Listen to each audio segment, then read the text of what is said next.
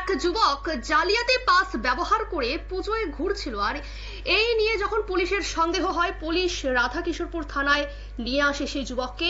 এবং এই যে ঘটনা, সেটা কিন্তু এই পুজোর সময় নিরাপত্তা এবং নজরদারির গুরুত্ব কিন্তু তুলে ধরে পুলিশ। পূজা মণ্ডপ এবং আশেপাশের বিভিন্ন এলাকায় নিরাপত্তা বাড়িয়েছে এবং সন্দেহজনক ব্যক্তিদের উপর কিন্তু নজর রাখছে। এই নিয়ে সংশ্লিষ্টরা কি জানাচ্ছেন শোনাবো আপনাদের। ডুপ্লিকেট পাস নিয়ে ঘুরছে, হ্যাঁ? আগরতলা থেকে লইছো, উদয়পুর গৌরপুর থেকে, কার থেকে লইছো? গৌরব, হ্যাঁ, গৌরব। এদিকে তো এসডিপিউ স্বাক্ষর টাক্ষর সমস্ত কিছু দেখলাম আছে। 100 টাকার বিনিময়ে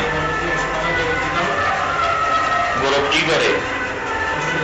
হ্যাঁ, স্টুডেন্ট, কোন ক্লাসে পড়ে?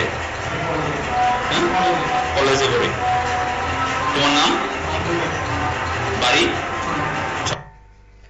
আপনারা শুনলেন আটক হওয়া যুবকের বক্তব্য এবং তিনি জানালেন যে 100 টাকার বিনিময়ে তাকে যে জালিয়াতি পাস দেওয়া হয়েছিল, সেই পাস ব্যবহার করে সে পুজোয় ঘোরাঘুরি করছিল, আর তা নিয়ে কিন্তু তাকে পুলিশ আটক করে এবং পুলিশ তদন্ত করে দেখছে এবং যুবকের বিরুদ্ধে আইনানুগ ব্যবস্থা নেওয়ার জন্য কিন্তু প্রস্তুতি করছে। নিয়ে নিচ্ছে ছোট্ট একটি বিজ্ঞাপন বিরতি, সঙ্গে থাকুন।